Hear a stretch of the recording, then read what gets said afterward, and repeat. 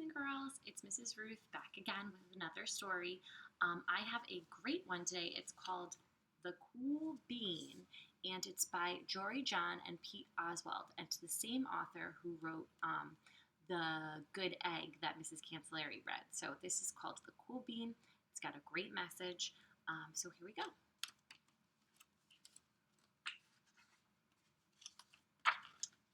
The Cool Bean, written by Jory John, illustrations by Pete Oswald.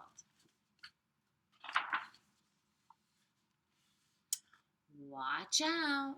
Here come the cool beans. The cool beans. Oh yeah, check out how they move. Look at the way they swagger. Notice their sunglasses. Yow! The cool beans are known all over our school, from house to house, across town, beyond county lines. In the olden days, last year, we were all one big pot of beans. We were a mixed bag, but somehow it worked. Yep, those were the good old days. And then we stopped seeing each other as much. That's just how it is sometimes. You spend less time together, even though you're not totally sure why. Here he is saying, sigh. I watched as the beans I knew so well, the beans from my own pod, became the coolest beans ever. Oh, they were so cool. One of them could play the guitar. Cool. One of them could draw the best superheroes. Cool. And one of them could jump higher than any bean I'd ever seen. Cool.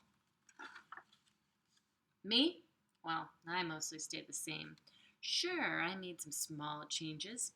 I wore sunglasses. Too big. I slicked my hair back. Too slick.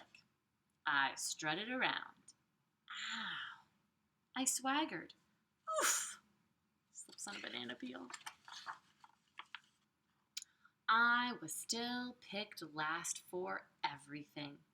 My clothes never seemed to fit. I snorted when I laughed. Honk.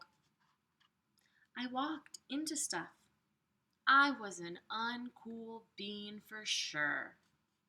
There he is. Oof. I started thinking of myself as just a common bean with no special skills.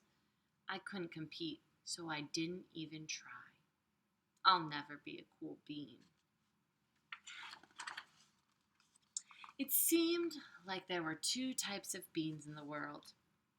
There were the cool beans and the beans like me.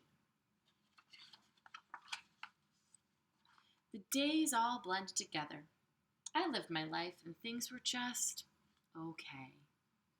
I took tests and ate lunches and mostly kept to myself. The cool beans continued being cool. I mean, sure, I missed them a bit, but it's not like I was going to say anything. I felt like all that coolness had gotten in the way of our friendship. And that's how it went, until one day. I was in the cafeteria. I dropped my lunch on my loafers. Oh no, not again. Then something sort of miraculous happened. Out of nowhere, one of the cool beans helped me clean it up. He didn't even say anything. He just gave me a nod. That was it. Later, I was out on the playground. I tripped and scraped my knee, and maybe I cried a little bit, and everybody saw it. Another one of the cool beans came to my side, and without a word, he dusted me off. He even has bean days. That afternoon, I was sitting in class. I wasn't really paying attention. I didn't notice, but our teacher had called on me. Everybody stared. I sat there in silence. Nobody said anything. And then, everybody just laughed at me. That was it. After today, I was officially a has-been. But then, one of the cool beans stood up and came over to me. Everybody watched. She leaned in close and whispered, "Hey, the teacher asked you to read from page 32. Then she gave me a quick wink and went back to her seat. It was a small gesture, sure, but it was also everything. I walked home with a goofy smile on my face. I smiled all the way through dinner. That was my day. My day made all the difference. It was a day that could have been really bad, if not for the kindness of a few cool beans. It gave me a shred of confidence. That shred of confidence has continued to grow. Somebody had my back. Or a few somebodies. After that, I started hanging out with the cool beans again. "Hey, how have you been? Get it? How have you been?" he says to them. Not all the time, but sometimes. At lunch, after school, even on the weekends. Throughout all of this, I realized that's not about how you look or any of those other silly stuff. It's about a wink or a nod or a smile, just the right moment. It's about dusting somebody off, helping them up again, and pointing them in the right direction.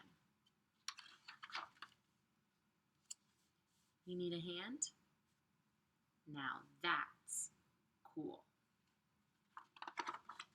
Love this book. Such a great message that, like I said, a wink, a smile, you never know how it could make someone feel. So I hope you enjoyed reading our story, and I hope to see you soon. Bye, Parkway Manor.